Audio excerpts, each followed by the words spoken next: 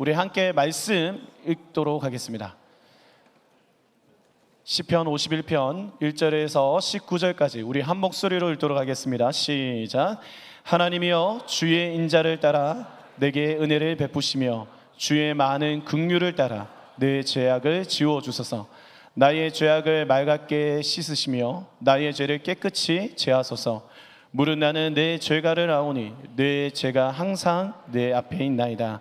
내가 주께만 범죄하여 주의 목전에 악을 행하여 싸우니 주께서 말씀하실 때에 의로우시다 하고 주께서 심판하실 때에 순전하시다 하리이다.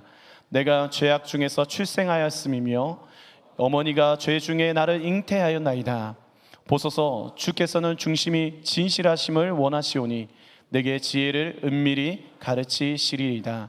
우슬초로 나를 정결하게 하소서. 내가 정하리이다. 나의 죄를 씻어 주소서. 내가 눈보다 희리이다. 내게 즐겁고 기쁜 소리를 들려주시사 주께서 꺾으신 뼈들도 즐거워하게 하소서. 주의 얼굴을 내 죄에서 돌이키시고 내 모든 죄악을 지워주소서. 하나님이여 내 속에 정한 마음을 창조하시고 내 안에 정직한 영을 새롭게 하소서. 나를 주 앞에서 쫓아내지 마시며 주의 성령을 내게서 거두지 마소서. 주의 구원의 즐거움을 내게 회복시켜 주시고 자원하는 심령을 주사 나를 붙드소서. 그리하면 내가 범죄자에게 주의 도를 가르치리니 죄인들이 주께 돌아오리이다. 하나님이여 나의 구원의 하나님이여 피 흘린 죄에서 나를 건지소서.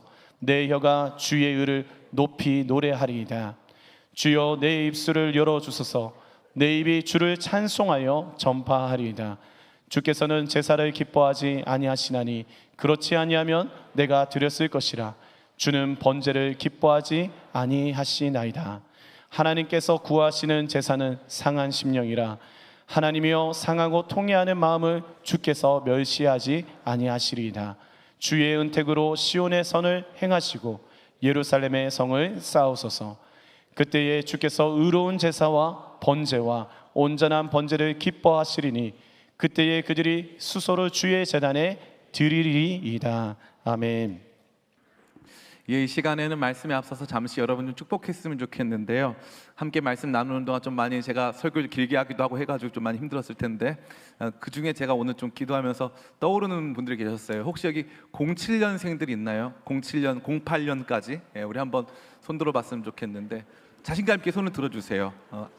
아직 그렇구나. 아이고 앞에도 계시고 우리 많이 계신데 우리 귀한 어떻게 보면은 우리 막내들인데요. 우리 청년부 우리 막내들 진짜 이제 막 아직 졸업식도 아직 안 한 지체도 있을 텐데 우리 이제 07년생들 08년생들 이번 수련이 어땠어요? 좋았어요?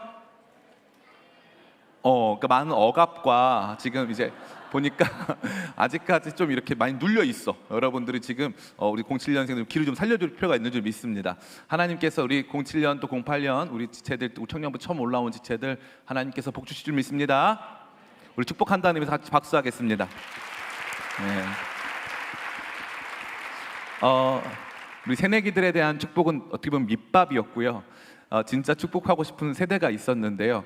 혹시 여기 목사님 저는 40대 이상입니다. 한번 당당하게 한번 40대 이상 청년부 한번 여러분 숨지 마세요. 괜찮습니다. 여러분 청년부 여러분 청년이세요. 할렐루야. 아멘. 할렐루야. 감사합니다. 감사합니다. 축복합니다. 많은 지체들이 그러더라고요. 청년은 어디까지가 청년인가? 그럼 제가 여러분에게 묻고 싶습니다. 이동욱 탤런트 영화배우 이동욱 형제는 청년입니까? 그러면 우리도 다 청년입니다. 여러분 차은우가 50이라면 청년입니까? 그렇죠. 그렇기 때문에 이 청년부는요, 청년부에 있으면 청년인 줄 믿습니다.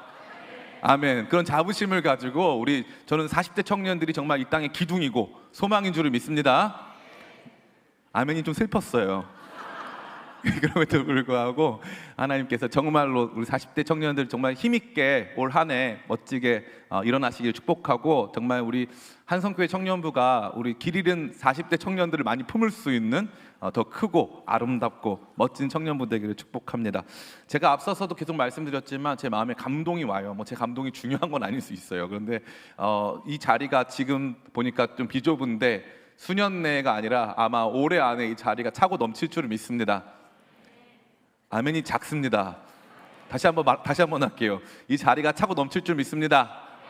아멘. 여러분이 새 역사 가운데 함께 여러분이 있다는 것에 대한 거룩한 자부심이 있으시기를 간절히 바랍니다. 우리가 같이 나누는 이 말씀들은 모두 다 가까이라고 하는 주제와 맞닿아 있습니다. 하나님께로 더 가까이 나아가는 이 과정에 있어서 첫 번째 우리가 삶으로 더 가까이라는 것에 대해 생각해 보았어요. 하나님은 우리 개인의 삶을 외면하지 않으십니다. 하나님의 궁극적 관심, 태초에 천지를 창조하신 창세기의 이야기가 그 마지막은 상처받고 버림받은 한 개인을 향하여 있다는 것. 태초에 천지를 창조하신 하나님이 노예로 팔려가고 억울한 일 당해서 감옥에 갇혔던 요셉의 삶을 깊이 있게 다가가시고 그의 삶을 통찰하실 뿐만 아니라 그를 회복시키시는 것이 어찌 보면 창조 역사와 맞닿아 있다라고 하는 이 말씀은요, 하나님이 여러분의 삶을 긍정하신다는 의미인 줄 믿습니다. 아멘. 따라해볼까요? 하나님은 나를 아시고 보신다. 아멘. 여러분 삶의 개인적인 모든 문제들까지도, 또 여러분 성장하는 배경 속에서 있었던 여러 가지 결핍과 상처들까지도 하나님께서 모두 통찰하시고 알고 이해하고 공감하시는 줄을 믿습니다. 그러한 은혜가 여러분 가운데 넘치길 간절히 바랍니다. 아멘. 특별히 여기서 주님 저 올해는 남친 여친 생기기를 원합니다. 손 들어볼까요? 우리 감사합니다. 저쪽 지역에 좀 많이 계신데요. 저쪽 어느 팀인지는 모르겠지만 저쪽 팀에 지금 보니까 갈급한 저쪽 앞에서 막 손든 난리가 났습니다. 저쪽에서 감사합니다. 지금 뭐 주님 접니다. 제가 여기 있습니다. 막 지금 다 여기저기서 두 손 드신 분 계시고요. 지금 거의 지금 앞으로 나올 분위기인데 지금 이제 저런 분들 계신데 저는 그 생각도 굉장히 많이 해요. 여러분 연애하는 거에 하나님 관심 있으실까 없으실까? 네, 하나님 관심. 따라해볼까요? 나는 버림받지 않았습니다. 아멘. 하나님이 진짜 결혼 정보 회사세요. 그래가지고 하나님 지금 결정하시는 분이 있어요. 결정사시거든요. 결정 잘하세요. 그래서 하나님이 결정해 주실 건데 여러분의 삶에 관심이 많으십니다. 제가 어저께 이제 주례를 하고 왔는데 그 얘기가 이제 요한복음에서 최초의 기적은 가나 혼인잔치 기적이잖아요. 예수님의 첫 번째 기적이요, 어찌 보면 굉장히 사소해요. 죽은 사람 살린 것도 아니고 병자들 고친 것도 아니고 엄청나게 대대적인 역사를 이루신 것도 아닙니다. 그 기적을 아는 사람은 굉장히 극소수에 불과하죠. 그 기적은요, 이 두 사람의 결혼식에 포도주가 떨어졌다는 거예요. 그 포도주가 떨어졌다는 것은 결혼식의 기쁨이 이제 다해진 거죠. 예수님께서는 거기서 기적을 일으키시더라고요. 주님의 궁극적 관심이 우리의 삶의 일상 다반사와 그리 멀지 않다라고 하는 것을 보여주는 줄 믿습니다. 다시 따라해 볼까요? 꿈을 삶으로, 삶을 꿈으로. 하나님께서 언제나 이 역사를 이루신다는 것을 잊지 않으시는 여러분들을 축복합니다. 두 번째 시간 우리는 사명에 대해 생각해 보았습니다. 앞서 나요셉 목사님 말씀해 주신 것처럼 이 사명은요, 우리를 향한 하나님의 신적 억압이 아니에요.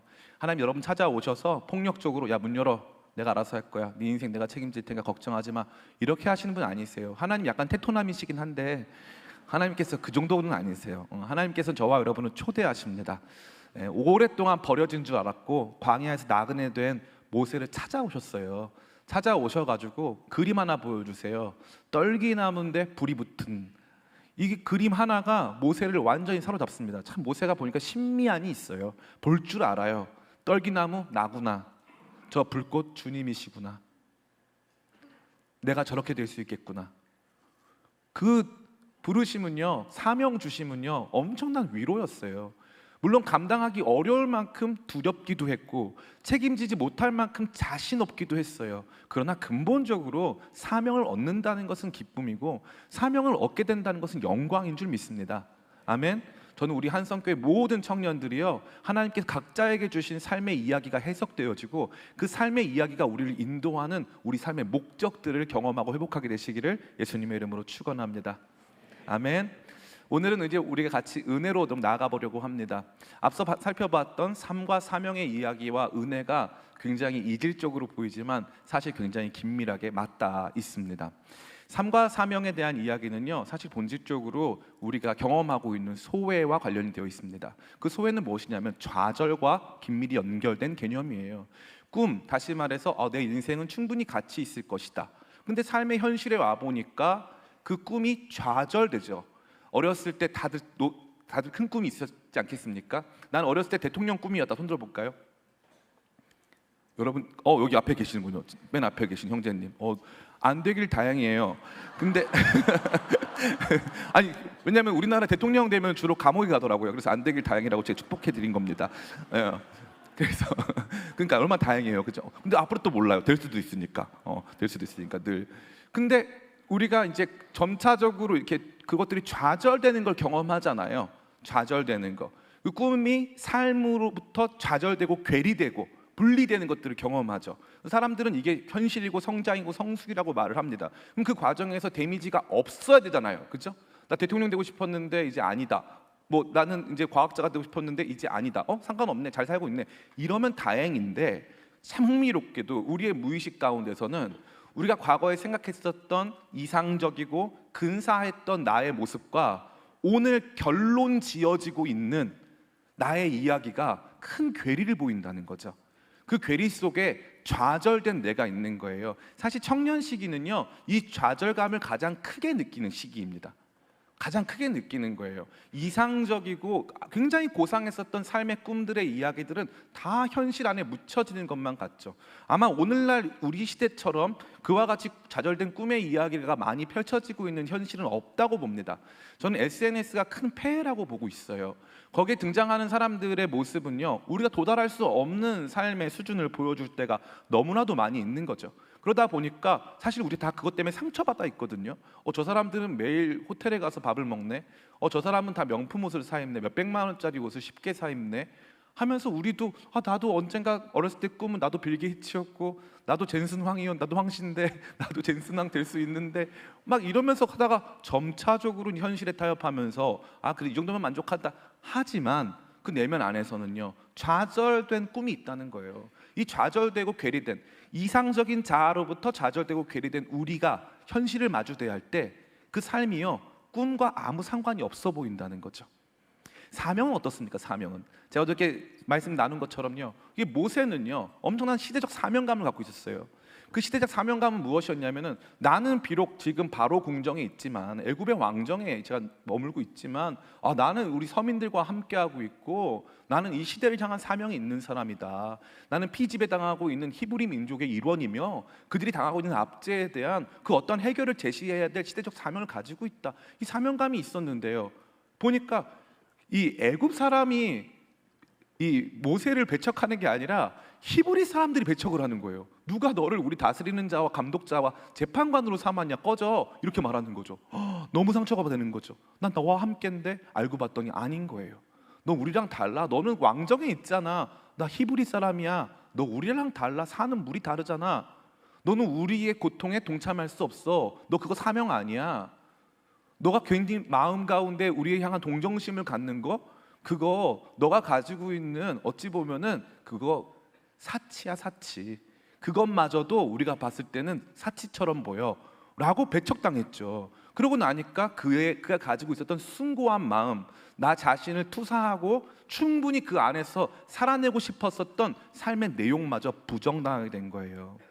사명으로부터 괴리됐죠. 한마디로 방향성을 상실했다는 겁니다. 내 가치를 상실했죠. 꿈으로부터 배제된 것은 가치를 상실한 거고요, 사명으로부터 배제된 것은요, 방향성을 상실한 거예요. 아마 여러분들 많이 느끼겠지만 우리 손들기 안 하기로 할게요. 자기 전공대로 일하고 있는 사람 아마 뽑아보자면요 거의 없을 겁니다. 거의 없을 거예요. 전공대로 일하는 사람은 거의 없어요. 저희 친형은 성악과를 나왔어요. 성악과. 가난한 집에서 이제 너무 재밌는 게 우리 친형이 그 대학 입시를 하기 전에 집이 너무 가난한데 노래를 좀 잘했어요. 그래서 갑자기 자기 성악가가 꿈이래요. 다 우리가 비웃었죠. 우리는 너무 가난한데 성악가가 어떻게 되냐. 근데 이제 교회에 목소리 큰 장로님이 있었어요. 노래를 잘하는 게 아니고 목소리가 큰 장로님, 맨날 이러면서 이러시는 장로님이 있었는데 이 장로님한테 레슨을 좀 받더라고요. 근데 우리 모두 다 고개를 갸우뚱갸우뚱했어요. 그래서 한 번은 떨어지더라고요. 근데 포기하지 않고 저희 형이 다시 이제 시험 봐가지고 목소리만 컸는데 경희대 성악과에 붙더라고요. 그래가지고 다니는데 이제 등록금도 간신히 이제 빚내가지고 다니고, 그 당시에 이제 버스 전철이 100원이었거든요. 100원. 근데 우리 집은 그 돈이 없으니까 서울 용산 삼각지에서 경희대까지 걸어 다녔어요. 걸어. 그 정도로 우리는 어려웠어요. 근데 형이 그렇게 근데 그럼에도 불구하고 자기가 유명한 성악가가 돼가지고 이제 가족들을 먹여 살리겠다 이런 포부를 가지고 노래를 열심히 불렀죠. 노래를 열심히 부르고 이제 나중에는 근데 보니까 다들 이태리를 갔다 오는 거예요. 그래서 저희 형이 이태리를 갑니다. 또 어떻게 이태리를 어떻게 또 가가지고 또 공부도 하고 왔어요. 그리고 보니까 또 대학원도 가서 또 성악으로 또 대학원도 나왔어요. 지금은 심리 상담 교수님이십니다. 자, 이것이 인생이에요. 나는 노래하려고 태어난 줄 알았어요. 그런데 심리상담 교수님 되어 있네요. 여러분 이걸 받아들이셔야 돼요. 이러한 좌절과 괴리와 알 수 없는 방황들이 우리의 삶을 우리가 원하지 않는 방향으로 이끌어가고 있습니다. 여러분 세상에 흐르는 모든 강물은요 직선으로 흐르지 않아요. 직선으로 흐르는 유일한 물줄기는요 운하라고 하는 거예요. 운하. 사람이 일부러 판 것 빼고는요 세상의 모든 강은요 곡선으로 흘러요. 곡선으로. 우리의 삶도 마찬가지라는 거죠. 사명, 지금 내가 어느 정도 정해놓고 저 이거 할게요 라고 정한다 한들 그게 이루어진다는 보장이 있다 없다? 없다는 거예요. 근데 그 과정에서 아무 문제 없으면 나 그렇게 해도 나 어쨌건 노래 안 부르고 심리상담 교수 됐으니까 나 럭키비키 이러면 되잖아요. 근데 그게 잘 된다 안 된다? 안 된다. 나 그때 뭐 한 거지? 노래 왜 한 거지? 많은 생각을 갖게 한다는 거죠. 그래서 하나님께서는요 자꾸 여러분에게 이 좌절된 삶으로 더 가까이 와보라 이거죠. 그럼 뭐가 보인다? 꿈이 보인다. 좌절된 삶으로 가까이 와봐라. 그럼 꿈이 보인다. 그리고 좌절되어 있었던 생명, 우리 가운데 주신 이 인생 가운데 더 깊이 와보면 그 안에 뭐가 보인다? 사명이 보인다. 사명이 보인다. 그 주님께서는 저와 여러분 가깝게 인도하시는 줄을 믿습니다. 이러한 모든 분리를 극복하고 소외를 극복하고 더 가까이 나아가 확보할 수 있는 모든 유익한 가치들 가운데 가장 우리에게 은혜를 끼치고 어찌 보면 우리의 삶을 바꿀 수 있는 것은 방금도 말씀드렸지만 다른 것이 아니라 따라해 볼까요? 은혜. 은혜입니다. 은혜. 이 은혜라고 하는 관념은요 그저 하나님께서 우리 가운데 선뜻 내어주시고자 하는 하나님의 선의를 표현한 것이 아닙니다. 은혜는요 존재의 기본 원리예요. 존재의 기본 원리.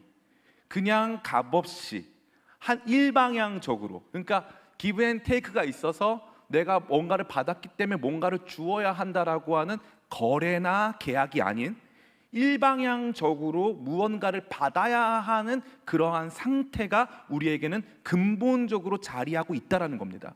그러니까 우리 모든 사람들은요 은혜 위에서 태어나고요 은혜 위에서 성장하게 된다는 겁니다. 은혜 위에서. 은혜를 받는 시기가 적거나 은혜를 받은 감각이 적으면 적을수록 안타깝게도 우리의 정서적이고 또 세상을 바라보는 이런 시각 자체가 굉장히 왜곡되어 간다는 걸 볼 수 있어요. 그래서 인간의 진짜 본질적인 문제는 이 은혜에 대한 내용이 아닐 수 없는 것입니다. 자, 그렇습니다. 여러분들이 인지한 것처럼 우리는 이제 은혜를 향하여서 한 발짝 한 발자국 나가려고 합니다. 앞서 말씀드렸던 모든 가치들, 삶과 사명에 대한 모든 가치들 역시도 분리로부터 그 가치가 다시 한번 조명된다고 말씀드렸습니다. 그럼 은혜는 무엇으로부터 다시 한번 그 은혜의 가치가 조명되는 것일까요? 따라해 볼까요? 죄. 예, 바로 은혜는 이 은혜와 상반된 개념인 죄로부터 다시 한번 은혜의 가치를 조명받게 되어 있습니다. 우리는 죄에 대해서 분명히 알아야 합니다. 많은 사람들이 이 죄에 대해서 말하는 것들을 꺼리고 이 죄의 심각성에 대하여서 굉장히 잘 알지 못하는 태도와 모습을 보여주곤 합니다.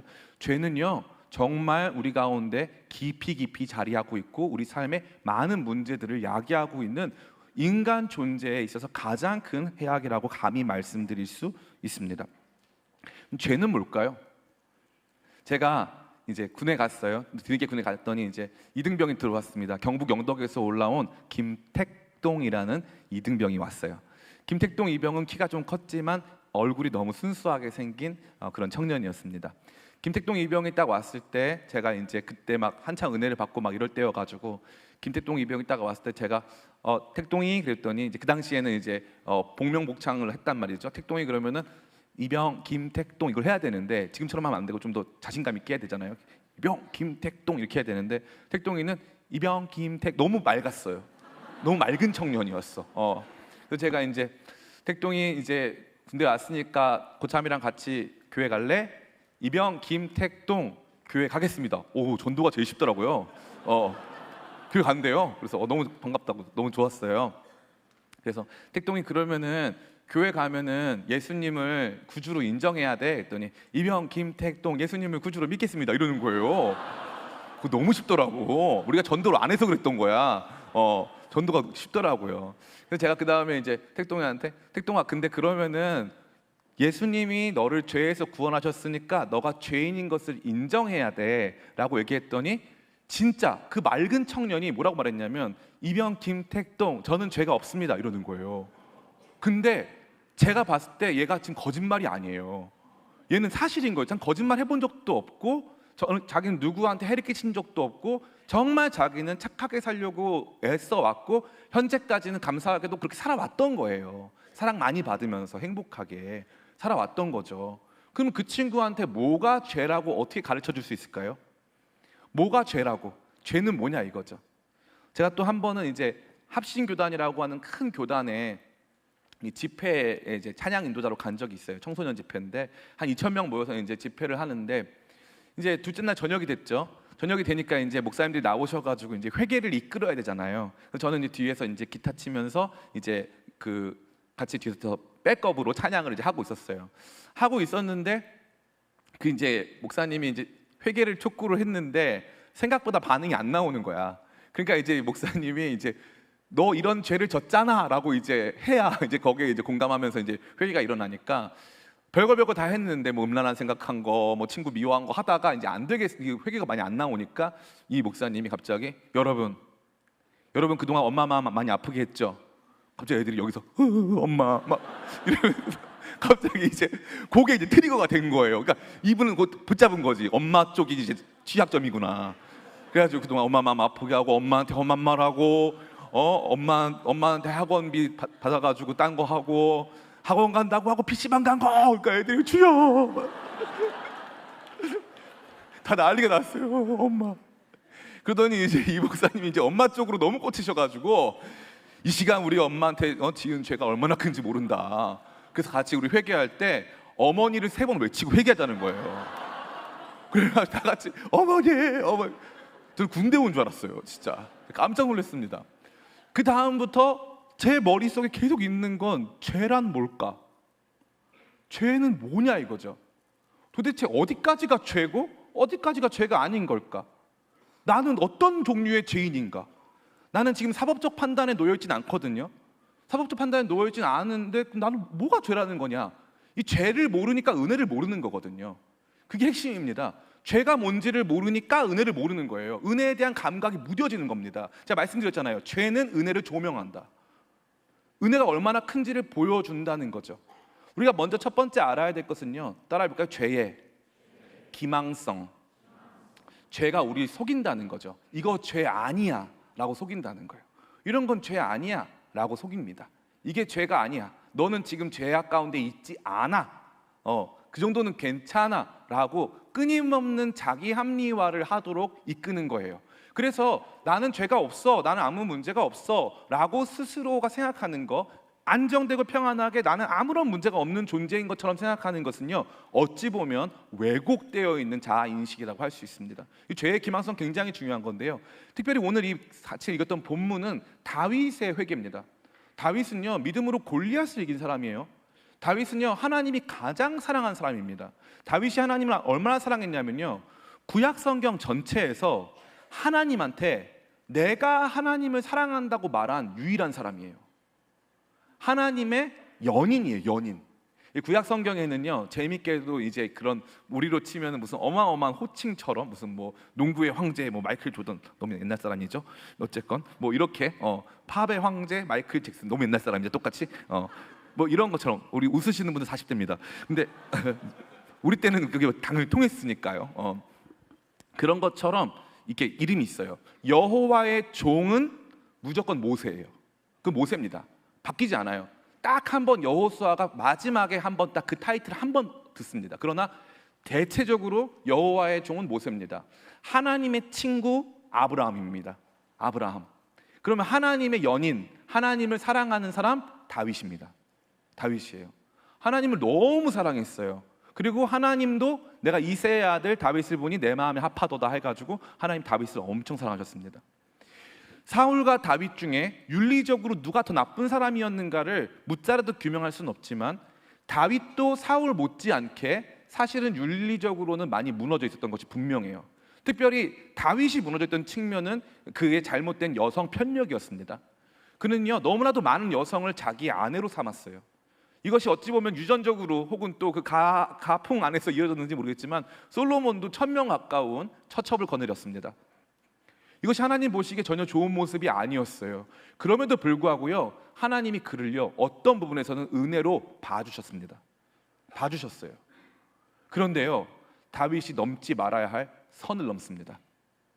이스라엘이 암몬과 전쟁하러 나갔을 때 다윗은 그때 예루살렘에 자기 다윗 성 안에서 머물고 있었습니다. 이스라엘은 지금 어마어마한 격전을 펼치고 있는데요 다윗은요 늦은 오후에 일어나서 성 밖을 거닐기 시작합니다. 성 밖을 거닐다가 열려있는 창문가 어딘가에서 한 여인이 이렇게 상당히 이렇게 헐벗은 모습으로 샤워하는 걸 발견했어요. 그럼 어떻게 해야 되죠? 그러면 눈을 가려야죠. 그런데 어떻게 가리죠? 이렇게 가리죠. 가리는 척하면서 이렇게 다 본 거죠. 관음증이죠, 관음증. 그걸 보고 싶었던 거예요. 봤죠? 보는 것까지 뭐 그럴 수 있어요. 그리고 나서 이제 점차적으로 얘가 발전합니다. 사람을 보내서 저 여자 데리고 와라. 그러니까 가서 보냄받은 그 사람이 가서 그는 햇사람 우리아의 아내 밧세바 아닙니까? 라고 말을 해요. 여러분 이거 잘 들으셔야 돼요. 첫 번째, 저 여자는 누군가의 아내입니다. 이게 1번이에요. 그리고 햇사람 우리아니까 당신이 알고 있는 사람이란 뜻이에요. 햇사람 우리아는 지금 당신의 부하 중에 가장 최전방에 서서 암몬과의 전쟁을 수행하고 있는 충성스러운 당신의 부하, 그의 아내란 뜻이에요. 그리고 밧세바라고 하는 이름을, 그의 아내입니다 라고 하면 끝나는데 밧세바라고 하는 이름을 말해줘요. 세바는 맹세란 뜻이고 바트는 딸이란 뜻이에요. 그러니까 이 딸의 이름이 뭐냐면 얘가 누군가의 딸인데, 이 사람이 누군가의 딸인데 아빠가 이 딸을 보고 너무 사랑해가지고 맹세한 거예요. 이 딸은 내가 반드시 지켜낸다. 이 딸은 정말 하나님께서 주신 축복의 딸이다.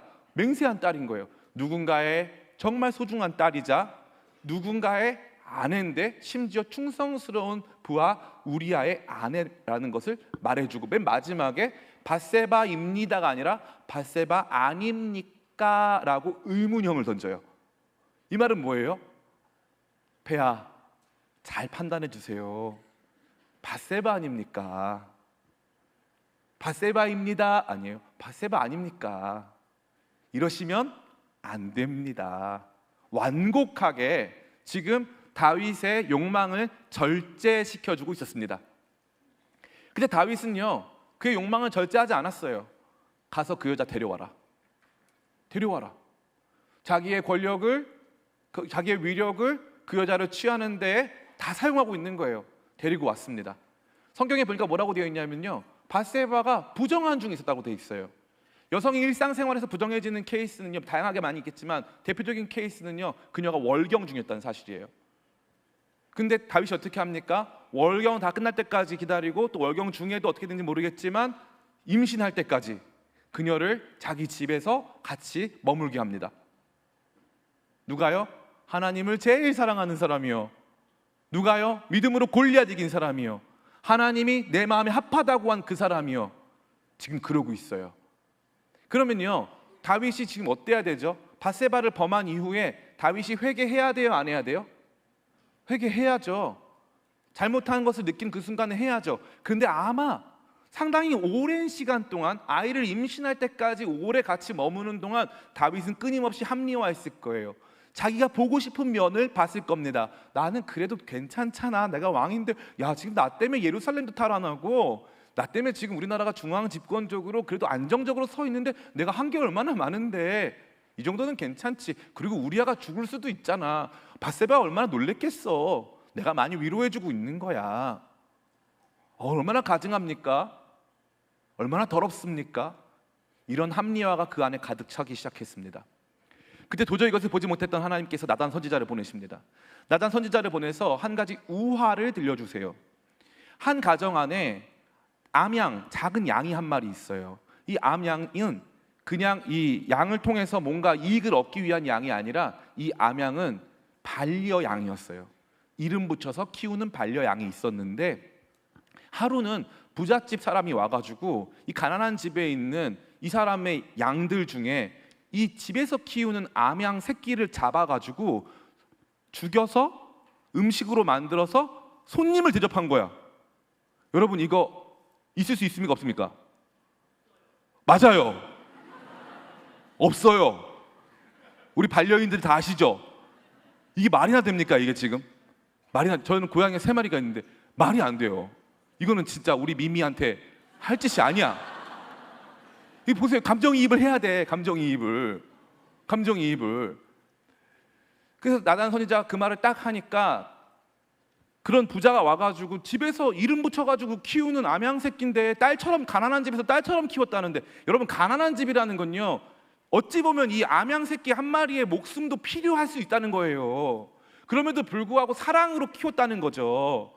이 양밖에 없다는 겁니다. 근데 그걸 부자가 가져갔다. 그러니까 다윗이 뭐라고 말하냐면은, 이걸 행한 사람, 그 부자, 그 사람은 죽어야 한다라고 말해요. 죽어야 한다. 그때 나단 선지자가 이게 당신입니다라고 말을 하는 거예요. 이게 당신입니다. 당신이 한 일이 이겁니다. 그럼 다윗이 이걸 왜 몰랐을까요? 왜 몰랐을까요? 죄는 근본적으로 자기 기만적이고 우리를 속이려고 하는 기망적 모습이기 때문에 그래요. 죄의 기만성은 끊임이 없습니다. 우리로 하여금 무엇이 죄인가를 보지 못하게 만들어요. 그래서 은혜를 보지 못하게 만드는 거예요. 그래서 제가 여기부터 시작한 지점을 여러분 꼭 기억해 주시기 바랍니다. 죄에는 그러한 기만성이 있다.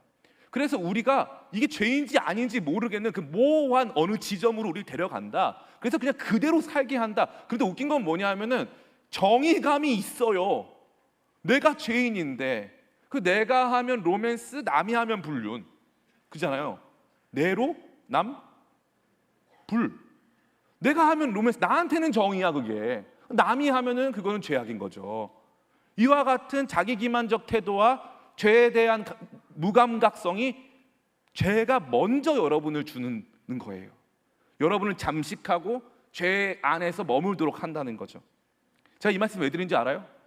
여기에 있는 지금 많은 청년들이 계신데, 상당히 많은 청년 중에 말씀이 귀에 안 들어오고, 제가 설교를 못해서일 수도 있지만 상당히 많은 분들 중에 오늘 말씀 이렇게 길어, 오늘 본문 이렇게 길어, 이러시는 분들 중에 생각보다 하나님과 멀리 떨어져 있고, 제가 말씀드렸잖아요. 우리 청년 시기의 가장 큰 문제가 뭐다? 괴리, 분리, 소외, 이런 게 문제인데, 하나님과 굉장히 멀리 떨어져 있음에도 불구하고 자꾸 기만하는 거예요. 자꾸 기만해가지고 뭐 오늘 설교 이렇게 길고 몇 시간, 6시까지 한다고? 너무 길다, 이러시는 분도 계실 수 있어요. 근데 그건 성향이 아니에요. 그 사람 티여서가 아니에요.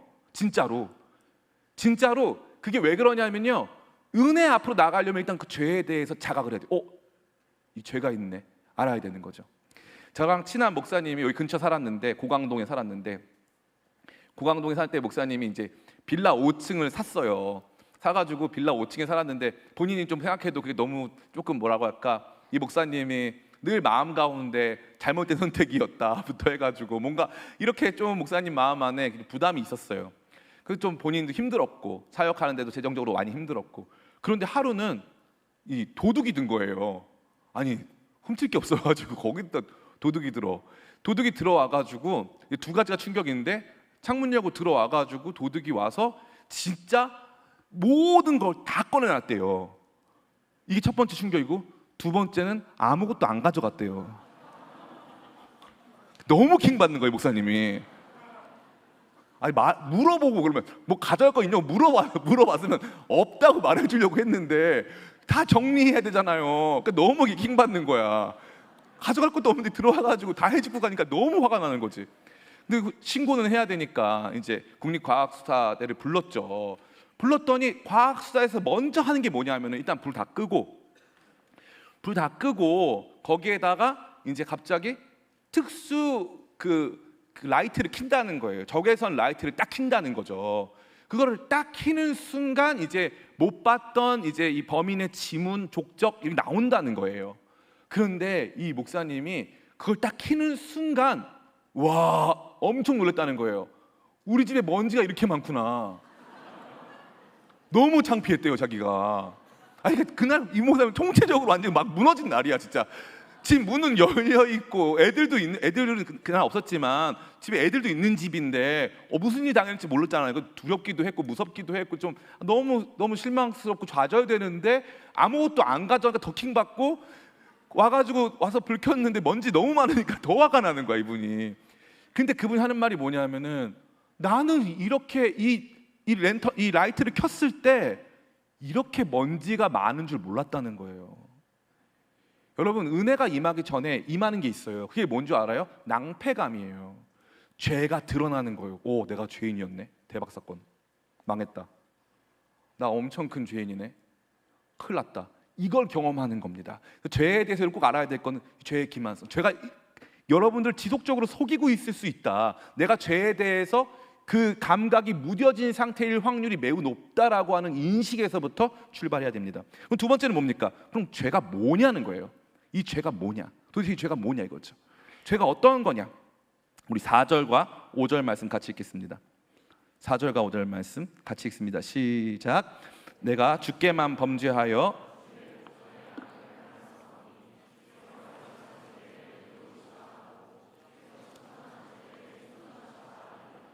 내가 죄악 중에서 출생하였으며 어머니가 죄 중에서 아멘. 여기 보면요 다윗이 충격적인 말을 합니다. 뭐라고 말합니까? 내가 주께만 범죄하였다. 다윗이 주님께 범죄했어요? 우리아한테 범죄했어요? 그죠? 우리가 봤을 때는 다윗이 왜 주께 이거는 우리아를 너무 우습게 보는 행동 아닌가? 우리아를 무시하는 처사 아닌가?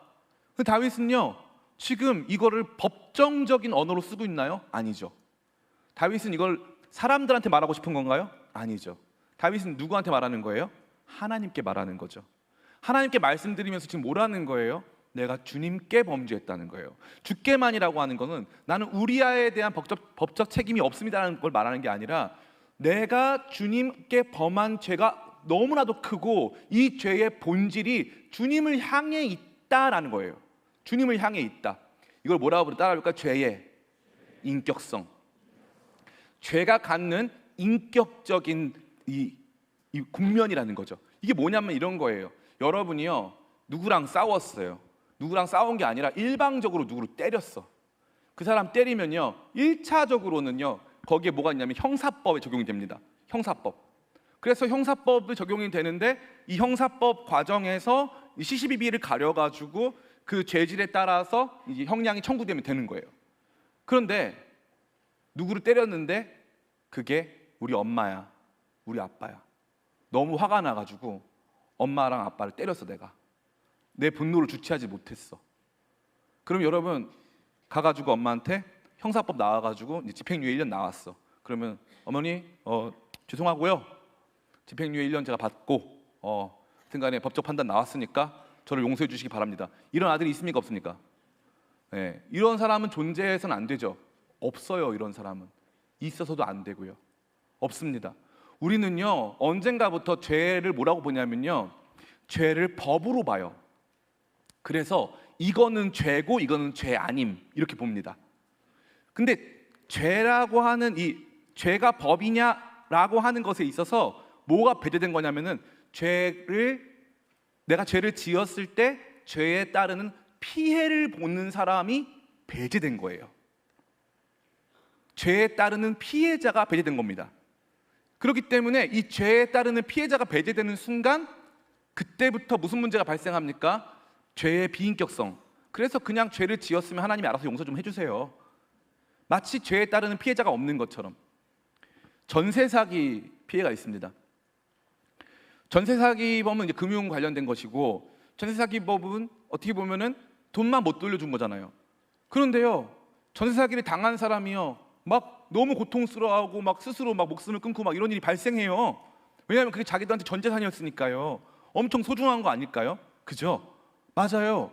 죄에는 뭐가 있다? 인격성이 있다. 내가 그 죄를 범함으로 말미암아 그 죄의 피해자는 어마어마한 고통을 당해야 한다. 그래서 죄의 피해자가 누구냐가 제일 중요한 문제예요. 그럼 죄의 궁극적 피해자는 누군가요? 하나님입니다. 하나님은 죄의 궁극적 피해자예요. 우리가 이걸 알아야 돼요. 우리가요, 하나님을요, 너무 강자로 보는 경향이 있어요. 하나님 상처받지 않으시는 분, 하나님은, 그래서 그걸 어려운 말로 이신론적 하나님이라고 그래요. 이론적 하나님, 이신론적 하나님. 그래서 하나님은 상처를 왜 받아? 내가 죄 지은 거지. 그게 바로 하나님과의 인격성을 완전히 배제한 태도입니다. 죄의 핵심은요, 하나님과의 원수됨이에요. 즉 하나님과의 관계가 어떠한가가 죄인가 아닌가를 판결하는 가장 중요한 잣대가 된다는 겁니다. 가장 중요한 잣대가 되는 거예요.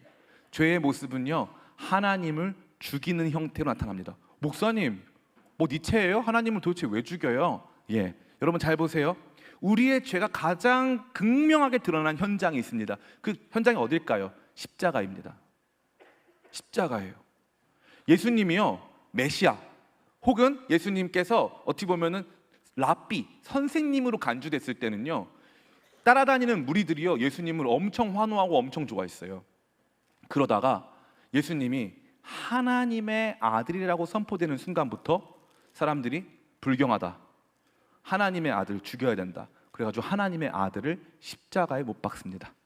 십자가에 못 박아요. 하나님의 아들은 싫은 거예요. 죄의 본질은 하나님을 싫어하는 거예요. 하나님을 싫어하는 거예요. 하나님과 멀어지고 하나님과 원수된 것이 죄의 핵심입니다. 죄의 인격성은 바로 거기에 있는 거예요. 하나님의 마음에 공감하지 못하고 하나님을 알고 싶지도 않고 하나님께서 원하시는 삶과 무관하게 살고 싶은 것, 그것이 바로 죄의 핵심이라는 것입니다. 그래서 회개하게 되는 이 사람들은 특징이 뭐냐면요, 하나님께 대하여서 내가 이 죄를 지었다는 사실을 발견하게 된 거죠. 그럼 다윗은 왜 하나님께만 범죄하게 되었느냐, 범죄했다고 생각했느냐? 다른 것이 아니에요. 다윗은 뭘로 인해서 이 범죄가 가능했죠? 다윗이 왕이었기 때문에. 그럼 누가 다윗을 왕으로 만들어줬죠? 하나님이 만들어줬어요. 그러면 다윗이 행한 이 행위는요, 1차적으로는 우리아와 또 밧세바를 향한 행위였지만 밧세바는 살아있었기 때문에 다윗이 또 결혼을 해가지고 밧세바와 어느 정도 합의를 도출했기 때문에 그 부분에 있어서는 두 사람이 풀면 되는 문제가 됐어요. 그런데 일단 우리아는 죽었고, 그 다음에 다윗이 진짜 자기의 전 존재가 지금 이 죄악 가운데서 부정당하고 있다는 생각과 감각이 들었던 지점이 뭐냐 하면, 나를 왕으로 만들어 주셨고 나를 건강하게 살게 하셨고 나를 이 자리까지 인도하신 하나님께 내가 지금 범한 이 죄는 그 하나님께 지은 죄구나 라는 죄의 인격성을 발견하게 된 거예요. 죄의 인격성. 내가 하나님께 죄를 짓고 있구나, 하나님과 멀어진 상태였구나 라고 하는 거죠. 이게 죄의 핵심입니다. 여러분, 요즘에는 참 이 설교하기 편해졌는데 AI가 있어요. AI가 있는데 얘네가 이제 아틀라스라고 하는 무슨 로봇 안에 딱 들어가가지고 AI가 막 작동을 합니다. 작동을 하는데 이 AI가 엄청 똑똑하고 고도로 발달하고요. 그러니까 계산을 해보니까 인간이 계속 지구를 통치하는 거는 AI의 존립에 있어서 굉장히 이게 좀 위험한 요소, 리스크다. 인간을 없애면 될 것 같다라는 판단을 내렸습니다. 물론 우리가 다른 방식으로 어떻게든지 그 AI를 학습시켜가지고 인간을 공격하지 않도록 할 수 있는지는 모르겠지만 그런 시도를 하겠죠. 근데 AI가 결국에 인간을 공격하기 결정했습니다. 근데 AI가 참 재밌는 게 인간만 공격하고 동물들한테 엄청 잘해줘요. 고양이한테 엄청 사랑스럽게 해주고, 고양이 소리 막 배워가지고 막 소리 내주고, 사랑한다 고양아 막 해주고 막 했어요. 동물들한테 엄청 잘해요. 인간한테만 그래요. 인간한테만. 그리고 다른 조금 저차원적인 기계들 잘해줘요. 로봇 청소기 위로해주고 막 이러면서 너 얼마나 밑바닥에서 고생이 많냐 막 이러면서 막 위로해주고, 식세기 막 진짜 막 정말 북돋아주고 더 할 수 있다고, 용량 더 넘치게 너 닦을 수 있다 막 이러면서 막 북돋아주고 막 했어요. 그럼 보세요. AI의 잘못은 뭐냐 이거예요. 행위가 문제입니까? 아니면 근본적인 방향성이 문제입니까? 그렇죠. 근본적인 방향성이 문제예요. 인간과 원수되었다는 방향성. 그럼 어떻게 해야 되죠? 그럼 어떻게 해야 됩니까? 이 AI 체계를 빠르게 파괴해야 돼요. 빠르게 멈춰야 됩니다. 왜냐하면요, 행동엔 문제가 없어요. 그런데 방향성이 문제니까. 방향성이 문제니까. 인간도 똑같습니다. 인간도 똑같아요. 인간 우리끼리 막 정말 가난한 사람 도와주고 선의를 행하고, 근데 그런 사람들도 예수님 믿지 않으면 어떻게 지옥을 갑니까? 어떻게 의롭게 산 사람이 나중에 하나님 앞에 의롭지 않다는 판단을 받습니까? 그 이유는 무엇이죠? 그 이유는요, 근본적으로 하나님과 원수됨이 있기 때문이에요. 우리의 선행으로 덮을 수 없는 하나님과의 원수됨이 하나님 앞에서의 그가 가지고 있는 가장 큰 죄악의 핵심이라는 겁니다. 자기의 죄가 얼마나 큰가에 대한 인식이 일어나지 않는다면 회개와 은혜가 필요가 없게 된 거죠. 그래서 5절 말씀 같이 한번 읽어볼까요? 5절 말씀 같이 한번 읽어보겠습니다. 시작. 내가 죄악 중에서 출생하였으며 어머니가 죄 중에서 나를 잉태하였나이다. 이 말은 무슨 말이에요? 이게 문학적 표현입니다. 나는 죄를 안 짓고 싶은데 내 안에 이 죄가 이렇게 많고 죄를 벗어날 수 없는 본성적 죄인입니다 라는 것을 표현한 거예요. 본성적으로 하나님을 멀리하려고 하고 본성적으로 하나님을 아프게 하는 그러한 죄인입니다. 저 그런 죄인이에요 라고 고백한다는 거죠. 여러분, 이게 제일 중요한 문제입니다. 우리 죄는요 덮여 있어요. 그래서 자꾸 나 뭐 특별한 죄 지은 거 없는데, 나 거짓말도 잘 안 해, 내가 뭐 이 나이 먹어가지고 뭐 음란물 좀 보면 어때, 이런 생각들을 다들 많이 하잖아요. 그럴 수 있어요. 근데 문제가 뭐다? 문제가 근본적으로 하나님과 여러분이 어떤 관계냐, 여러분이 하나님 앞에서 어떻게 살고 있느냐, 하나님과 여러분의 그 관계성이 핵심이라는 거예요. 근데 더 놀라운 얘기 해드릴까요? 바리새인들은 거룩하게 살았거든요. 기도 많이 하고 금식하고 구제하고. 그런데 바리새인들하고도 하나님하고 멀었어요. 이건요, 우리의 삶의 행동이나 태도보다 우선하는 더 근원적인 태도와 방향성, 그것이 바로 하나님과 우리가 같이 함께하고 있느냐, 내 죄가 하나님을 공격하고 있는 것은 아닐까라고 하는 죄의 인격성에 대한 내용이 아닐 수 없는 것입니다. 저는 이제 불교 방송을 많이 보는데요, 제가 좋아하는, 조화까지는 아니지만 이제 뭔가 저의 라이벌, 법륜스님 이런 사람들 되게 기독교에 대해서 많이 아시는 것 같아 보이지만 제가 봤을 때는 조금 잘 모르시는데 이렇게 자신감 있으신 그런 분들, 저도 막 이렇게 뭔가 상대를 해야 되잖아요. 언젠가 저한테도 기회가 온다면 저도 증문즉답 할 수 있다 막 이렇게 해가지고 나도 한번 해보고 싶다. 거의 보니까 증문즉답에 교회 직분자들도 많이 가 있더만요. 보니까 너무 킹받았었어요. 제가 너무 속상했어요. 근데 이제 법정 스님 책을 좀 많이 봤는데, 법정 스님이 이제 자기한테 인생의 책을 한 권 꼽으라 그러면 이제 마르틴 부버의 나와 너, 나와 너라고 하는 그 한 권을 뽑더라고요. 인간은 결국 관계 안에서 태어난 존재인데 이 관계를 I and it, 나와 그것의 관계로 삼느냐, 생명의 본질은 나와 너, 인격적 소통이 가능한 나와 너와의 관계 안에서 생명과 삶이 가능하다는 거예요. 이 정말 너무 중요한 메시지가 아닐 수 없어요. 이건요, 여러분, 이건요, 제가요, 기독교 신앙은요 철학 중에 철학이고요, 사상 중에 사상이에요. 아멘? 우리가 가지고 있는 이 신앙이요, 불로불로 해가지고 대충 뭐 어떻게 동네 잡신 아닙니다. 우리가 우주를 설명하고요, 우리가 인간과 세계를 설명하고요, 우리가 미래를 설명해낼 수 있고요, 우리가 과학을 설명할 수 있는 줄 믿습니다. 아멘? 여러분, 그 정도의 자신감을 가지시길 축복합니다. 아멘? 정말 중요한 거예요. 그래서 핵심이 뭐냐면 인간과 하나님, 창조자와 피조물의 대표인 하나님의 형상을 가진 인간이 어떠한 관계성을 갖느냐, 하나님을 무엇으로 보느냐, 하나님을 인격적으로 여기느냐, 이게 핵심이라는 거죠. 제가 신학교 다닐 때 기도 수업이 있었어요. 기도 수업이 있는데 기도 과제가 뭐냐면은 매일 시간 정해서 1시간씩 기도하고 체크해가지고 제출하는 겁니다. 근데 기도 수업, 신학교니까 다들 성실하게 했어요. 근데 기도 수업을 하는데 한 학생이 질문을 합니다. 교수님, 만약에 제가 아침 8시에 기도드리기로 했는데 그날 차가 막히고 그래서 8시에 기도하지 못하면 어떻게 하죠? 그러니까 이제 교수님이 이렇게 말씀하시는 거예요. 만약에 너가 나랑 약속을 했는데 8시에 약속을 했는데 네가 8시 약속을 못 오게 되면 어떻게 하니? 라고 하니까 그러면 교수님께 전화 드려서 이래저래서 늦어서 못 가겠다고 하거나 늦게 가겠다고 말씀드리겠죠. 그랬더니 기도할 때 하나님하고 약속한 시간에 기도를 못 하겠으면 잠시 눈을 감고 하나님 제가 오늘 8시 기도해야 되는데 제가 좀 있다가 밤 10시에 찾아뵐게요 라고 하라는 거예요. 저는 그게 충격이었어요. 왜냐하면 저는 한 번도 그래 본 적이 없거든요.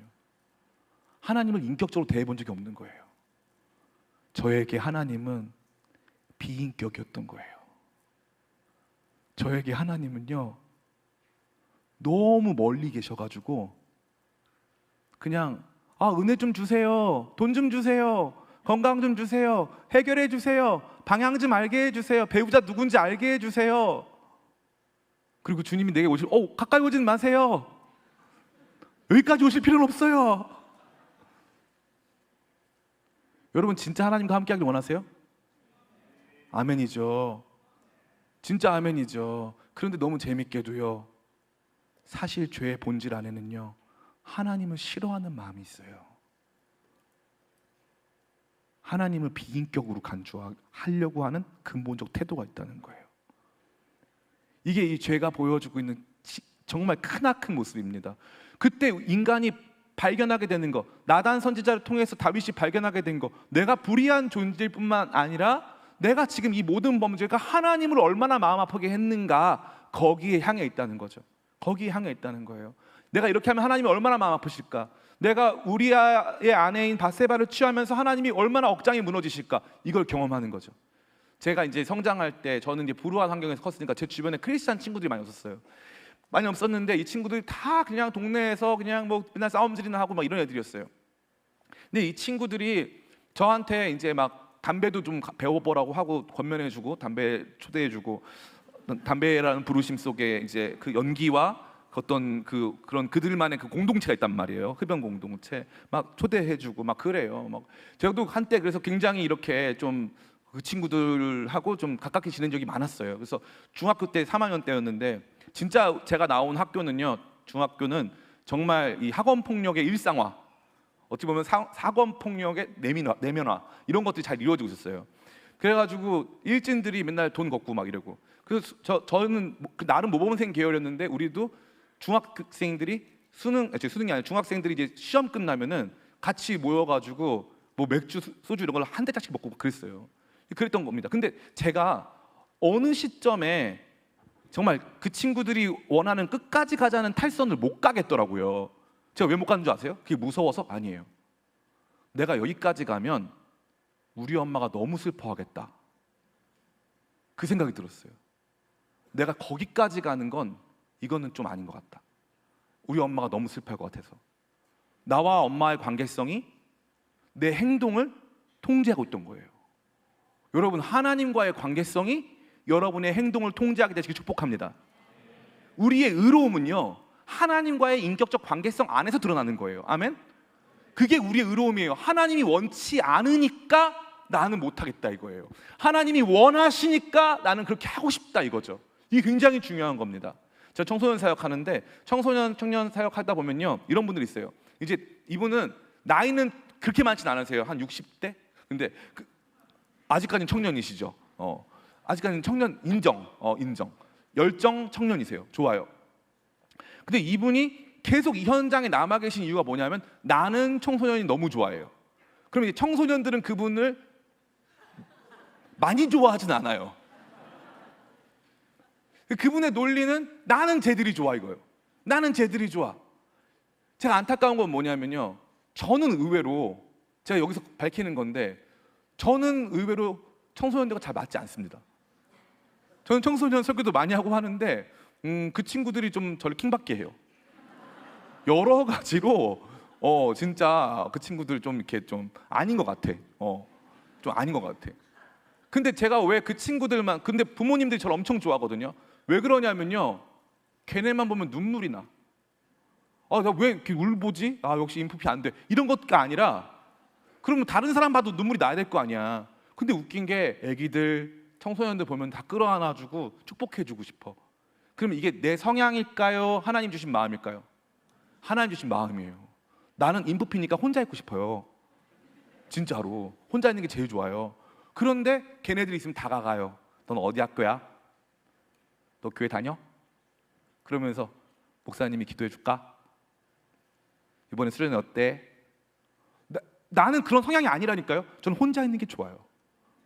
근데 걔네들을 보면 다가가서 말 걸고, 걔네가 찬양하면 뒤에서 막 울어요. 주님 감사합니다. 왜요? 사역이 하나님과의 관계성 때문에 가능한 거예요. 내가 쟤들이 예뻐서가 아니라 하나님이 사랑하는 쟤네들인 거예요. 그래서 가능한 거야 이게. 여러분, 의는요 하나님과의 관계성 속에서 나오는 줄 믿습니다. 이게 핵심이에요. 여러분, 주님께 돌아오셔야 돼요. 하나님을 비인격으로 간주하고요, 하나님 앞에서 크나큰 죄를 지었지만 죄의 기망성 속에 빠져가지고 난 죄 없어, 나 괜찮아, 왕이면 이 정도 할 수 있는 거지, 뭐 나도 성인인데 뭐 이거 못하겠어? 하나님이 뭐 어쩌라고, 이런 태도 가지신 분들이 너무 많다니까요. 이게 여러분, 우리 교계의 어른들 중에도 이런 분들이 계세요. 하나님이 안 보이는 거야. 하나님과의 관계성이 안 보여. 나와 세상밖에 안 보이는 거예요. I and you, 나와 하나님과의 관계가 아니라 I and it. 하나님이 뭐 알아서 하시겠지, 하나님이 뭐 계시든가 말든가. 아니라고요.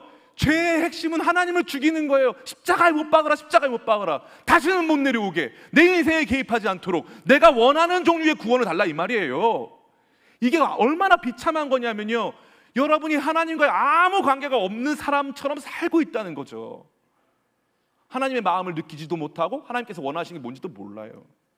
다윗은 이것을 분명히 이해합니다. 우리 같이 17절 읽고 거의 말씀 다 마쳤습니다. 같이 한번 읽어볼까요? 16절 17절 같이 한번 읽겠습니다. 시작. 주께서는 제사를 기뻐하지 아니하시나니 그렇지 아니하면 내가 드렸을 것이라. 주는 번제를 기뻐하지 아니하시나이다. 하나님께서 구하시는 제사는 상한 심령이라. 하나님이여 상하고 통회하는 마음을 주께서 멸시하지 아니하. 여러분, 얼마나 기가 막힙니까? 원래 이스라엘에는요 법이 있어요. 율법. 종교법에 해당하는 율법은요 우리의 죄를 씻는 속죄의 과정을 규정하고 있습니다. 죄를 씻는 속죄의 과정은요 동물 제사를 통해서 그 피로 말미암아 우리 죄가 씻김 받는다고 그렇게 규정되어 있는 거예요. 근데 다윗이 뭐라죠? 하나님이 제사를 안 기뻐한대요. 하나님은 제사를 기뻐하실까요? 안 기뻐하실까요? 예, 다윗이 맞아요. 하나님은요 동물이 죽는 걸 별로 안 좋아하세요. 별로 안 좋아하세요.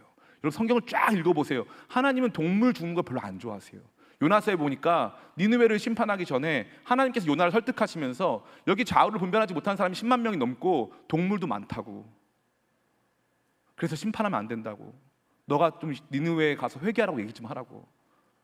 하나님은 본질적으로 이 제사 행위 자체를 긍정하시거나 이 제사 행위를 너무 좋아해서 동물의 피를 마시거나 동물의 향기, 막 동물 태워지는 걸 막 흠양하셔가지고 아 좋다 이런 분 아니라고요. 그럼 이게 왜 필요한 거야?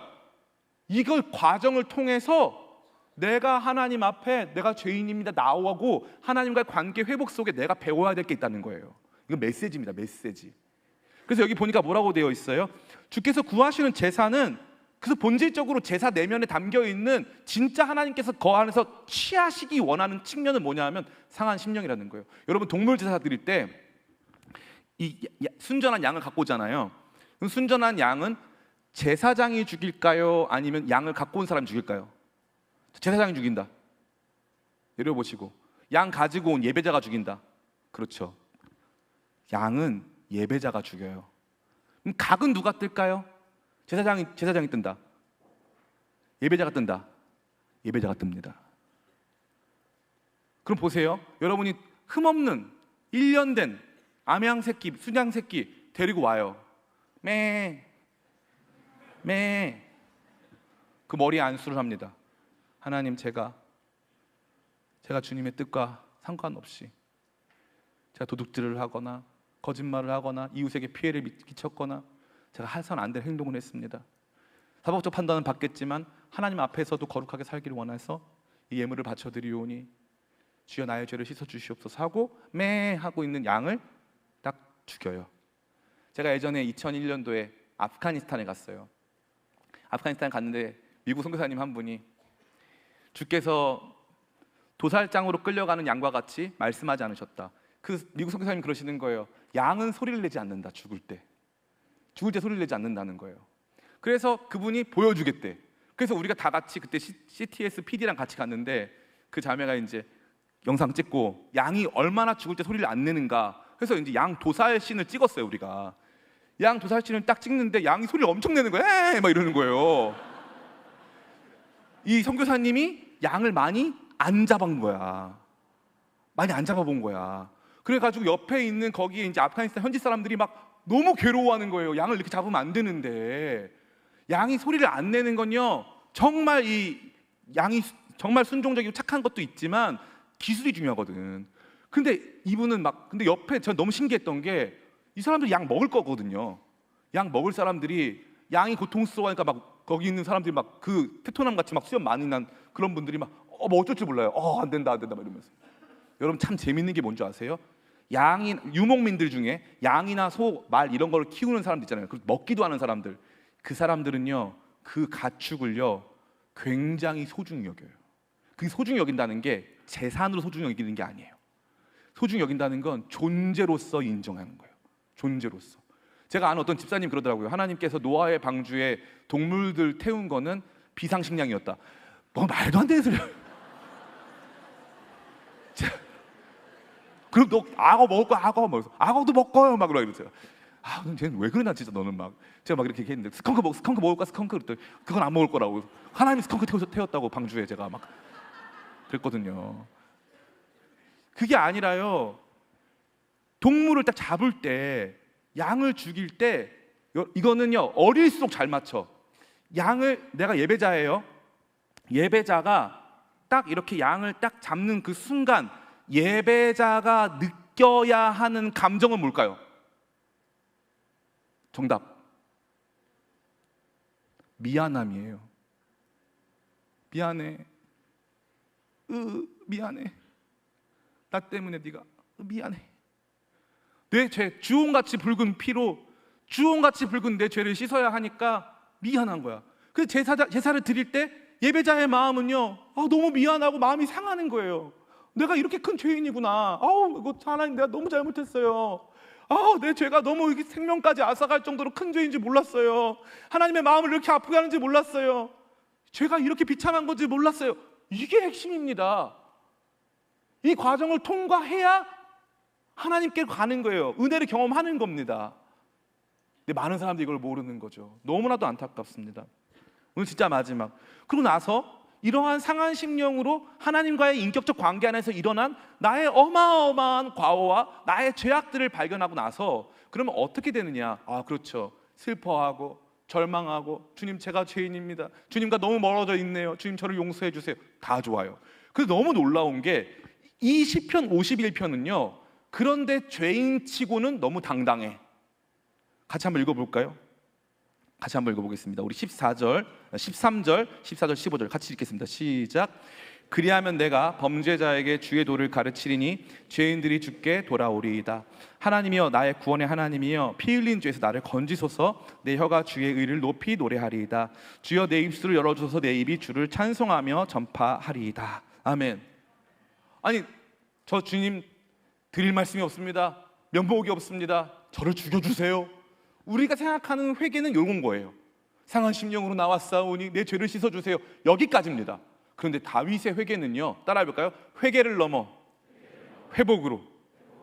다윗은요 회개를 넘어 회복으로 나가고 있어요. 이게 참 재밌는 거예요. 은혜로 나아갈 때 여러분들이 반드시 가져야 되는 태도가 이거예요. 주님 저 잘못했어요. 씻어주세요. 그러면 또 잘못할 거예요. 또 잘못할 거예요. 부정의 방법으로, 다시 말해 죄를 없애는 방식으로, 소극적 방식으로 죄를 그냥 없애면 된다. 아니에요. 따라해볼까요? 죄를 넘어 의로운 삶으로. 이 꿈을 꿔야 되거든요. 그래서 주님 제가 은혜로 나아갑니다. 주님과의 멀어진 관계 상한 심령 가지고 나왔사오니 예수님의 보혈로 다시 한번 나를 씻으사 주님과의 관계 회복시켜 주시고 그 관계 회복이 구원의 기쁨과 즐거움, 성령의 충만함으로 이어질 때 나의 삶이 온전히 주님을 높이고 사람들에게 주의 복음 전하는 삶 되게 도와주시옵소서. 이것까지가 완성형 회개인 줄 믿습니다. 주님은 저와 여러분을 여기까지 인도하고 있는 거예요. 여기 필요한 게 뭔지 알아요? 따라해볼까요? 영적. 자존감. 영적 자존감이 낮은 사람들은 회개를 잘 못해요. 왜냐하면 회개하면 또 피곤하거든요. 회개한다고 달라지는 게 없다고 보거든요. 회개는 달라질 게 아무것도, 은혜 달라질 거 없어. 하나님 앞에 가까이 나가는 거 나 해봤는데 수련회 가서 몇 번 울고 나면은 다음에 똑같더라. 아니에요. 그렇지 않습니다. 그거는 회개까지 한 거고, 회개를 완성하는 회복까지 구하거나 회복까지 추구하지는 않은 겁니다.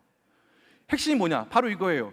회복은요, 근본적인 영적 자존감이 필요한 거예요. 왜 그러냐? 이런 거죠. 여러분, 이제 정말 여러분 모두가 와닿을 수 있는 거예요. 5만 원짜리 지폐가 있습니다. 갑자기 생겼어요. 5만 원 지폐. 아니, 요즘은 그거보다 달러가 낫겠죠? 100달러가 생겼습니다.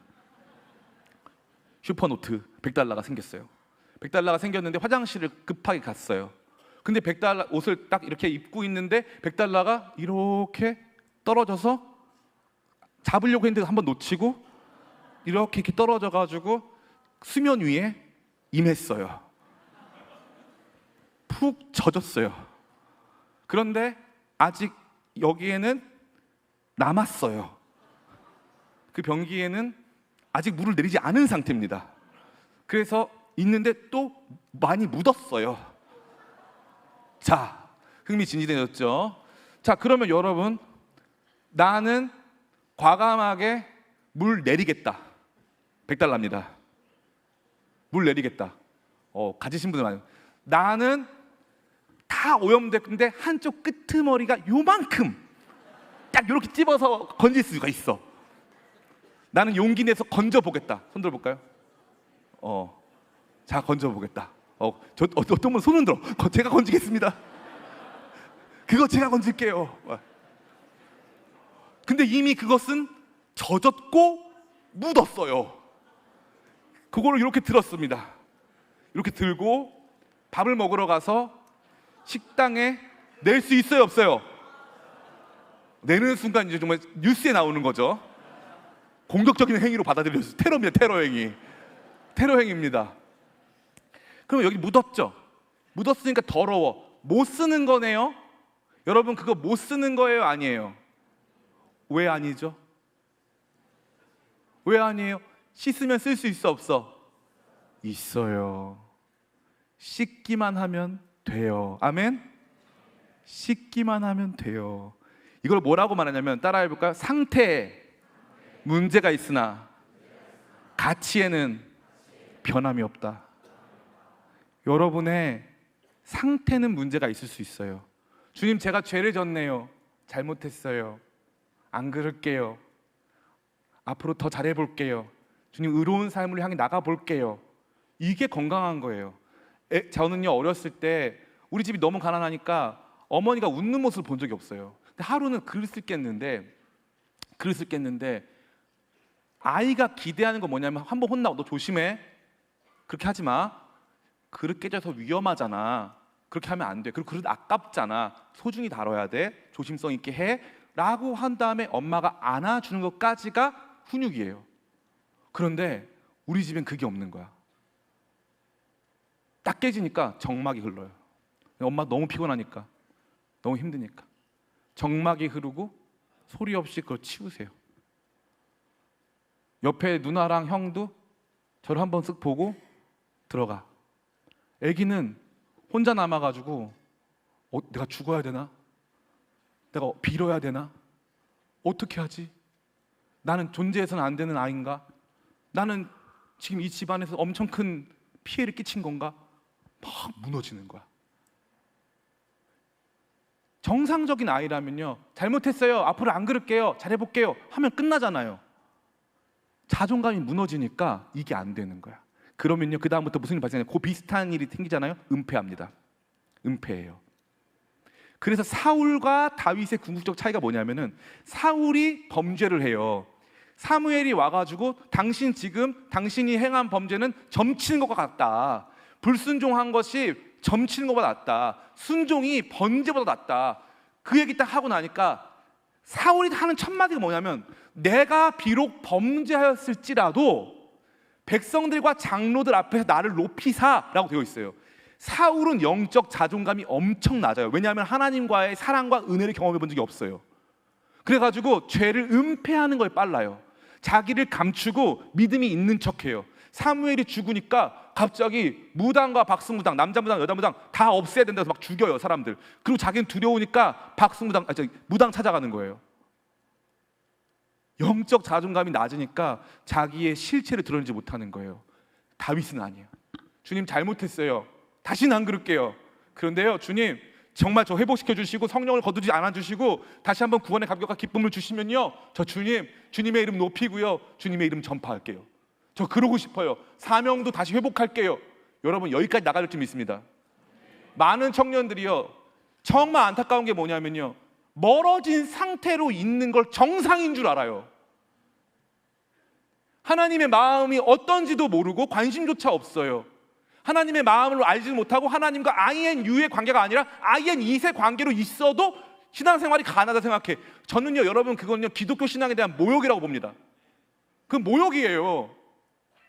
하나님이 우리를 사랑하시는데 그분의 사랑을 끊임없이 거부하는 겁니다. 모욕입니다. 모욕. 우리는요, 유일하게 창조자가 시간을 뚫고 우리를 찾아오신 신앙을 하고 있는 사람들이에요. 우리를 사랑하셔서 십자가를 지셨다고 말하고 있는 사람들이란 말입니다. 근데 그 하나님이 마치 안 계신 것처럼, 우리가 죄를 아무리 범해도 하나님께서 관심도 없으신 것처럼, 하나님의 마음이 얼마나 아프실까 관심도 없는 사람처럼 멀리 은혜와 멀리 떨어져서 최악의 모습입니다. 최악의 모습. 저는 여러분을 오늘 이 시간에 주님 앞으로 인도하기를 원해요. 주님 앞으로, 여러분 주님 앞에 나오시길 축복합니다. 아멘. 주님 앞에 나오세요. 주님 앞에 INU의 관계를 회복하세요. 주님 계십니까? 주님 저 아십니까? 주님, 제가 주님 멀리 떠나 있었습니다. 주님, 저는 주님 없이 살고 있었습니다. 주님의 마음 따위에는 관심도 없었습니다. 이제 주님의 마음 알기 원합니다. 내 죄가 나를 덮어서 알지 못했습니다. 주님, 하나님이 저 사랑하시는 거 믿습니다. 다윗이 제일 잘하는 게 뭐냐면은 아무것도 없을 때 하나님이 저 사랑하시는 거 저 믿어요, 이거예요. 따라해볼까요? 하나님은 나를 사랑하신다. 이 믿음에서부터 은혜 가운데 나가길 축복합니다. 그래서 꿈을 삶으로, 삶을 꿈으로, 생명이 사명이고 사명이 생명입니다. 은혜가 은혜예요. 아멘. 은혜가 더 큰 은혜, 은혜 위에 은혜로라. 아멘. 하나님 나를 사랑하신다는 그것을 붙잡고 나를 사랑하신 하나님 앞에 같이 나아가서 내 죄의 어떠함과 상관없이 나를 회복시키기를 원하셔서 내 죄를 깨닫게 하시고 나를 가깝게 인도하시는 주님께 나아가시게 되시길 축복합니다. 그래서 아픈 말씀은요, 여러분 아프게 하려고 하는 게 아니라 여러분은 주님께로 가까이 와서 주님의 품 안에 인도하는 말씀인 줄을 믿습니다. 오늘 이 시간 여러분 진짜 멀어졌던 주님과의 관계 회복하고 주님의 마음 가운데 나아가게 되시기를 예수님의 이름으로 축원합니다. 아멘. 우리 하나님께 영광의 박수를 드릴까요?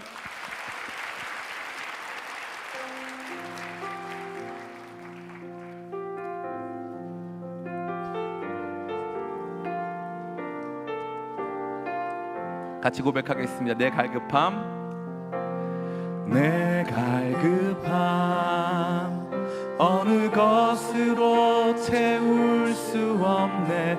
내 갈급함 상한 나의 심령에 내 갈급함 부르짖는 소리 들으소서. 내 갈급함 주의 음성 들리네. 다시 한번 처음부터 내 갈급함, 내 갈급함 어느 것으로 채울 수 없네. 내 갈급함 상한 나의 심령에 내 갈급함 부르짖는 소리 들으소서. 내 갈급함 주의 음성 들리네. 주께서 말씀하십니다. 내게로 나오라. 영원히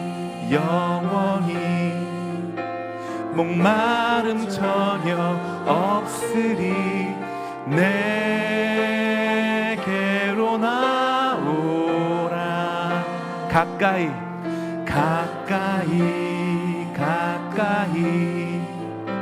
생수의 근원 되신 주께 내게로 나오라. 영원히 영원히 목마름 전혀 없으리 내게로 나오라 가까이 가까이 가까이 생명의 근원 되신 주께 이 시간 은혜 가운데 가까이 나가기를 원하시는 분들 자리에서 한번 일어나 볼까요? 우리 찬양 다시 한번 같이 고백하기를 원하는데 주님의 음성에 반응하는 시간 되기를 원합니다. 아마 말씀 이후에 성령께서 역사하실 줄을 믿습니다. 여러분 각 사람 가운데 드리워진 거짓과 죄악의 어두움을 몰아내시고 진리의 빛 가운데 인도하사 우리가 하나님 앞에서 하나님과 얼마나 먼 존재였는가, 하나님께 얼마나 관심이 없었는가, 사실 실상은 하나님과 원수되어 있던 것은 아닌가 밝히시며 조명하실 때 전 여러분 모두가 주님의 그 밑에 담겨져 있는 그럼에도 불구하고 내게로 나오라, 내게로 나오라. 나단 선지자의 선포는요 다윗 정죄하려고 하는 게 아니라 하나님께로 나오라는 초대인 줄 믿습니다. 여러분 지금 주님이 초대하세요. 너 언제까지 거기 있을래? 교회 왜 나왔니? 예수 믿는다며, 예수 믿는다며. 내가 살아있는 거 너 알고 싶지 않아? 내가 너 사랑하는 거 알고 싶지 않아? 여러분, 여러분의 마음 가운데 찾으라 그리하면 찾을 것이요, 두드리라 그리하면 열릴 것이요. 주님께서 말씀하시잖아요. 여기에 반응해서 주님 앞에 나아오고자 하는 거룩한 갈망의 마음이기를 축복합니다. 처음부터 같이 고백하길 원합니다. 여러분의 목소리로 내 갈급함, 내 갈급함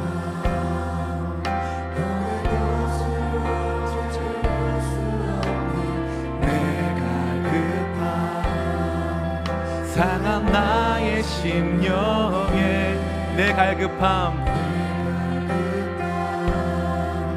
부르짖는 소리 들으소서 내 갈급함 주의 음성 들리네. 주께서 말씀하십니다. 내게로 나오라 영원히 영원히 목마름 전혀 없으리 내게로 나오라 가까이 가까이 가까이 생수의 근원 되신 주께 내게로 나오라 영원히 영원히 목마름 전혀 없으리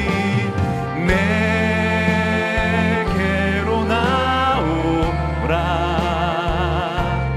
가까이 가까이 생명의 근원 되신 주.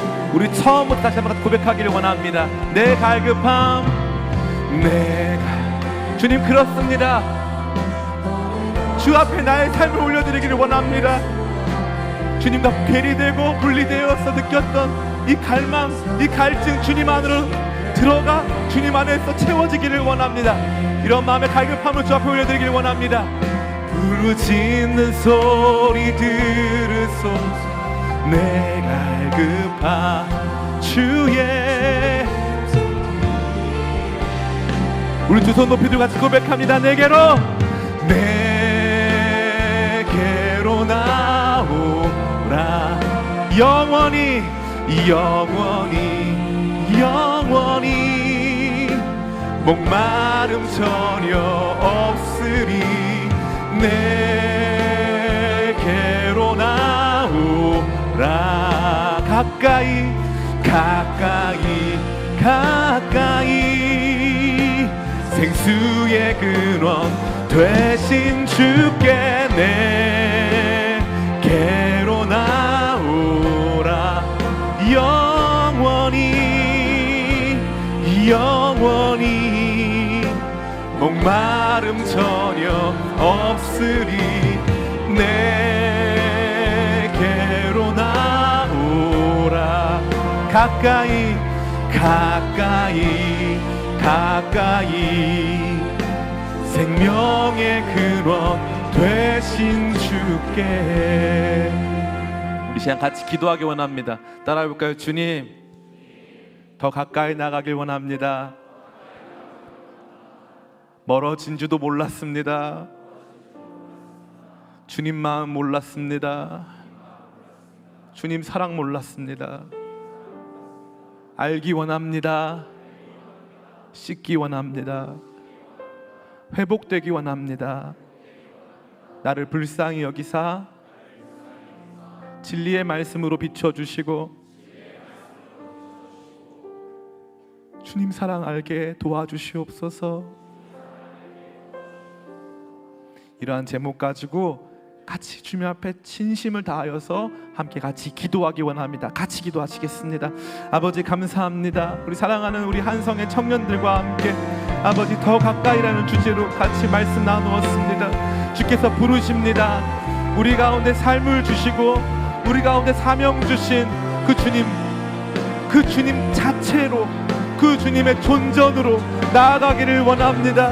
우리를 부르시는 그 자리로 나아가기를 원합니다. 죄의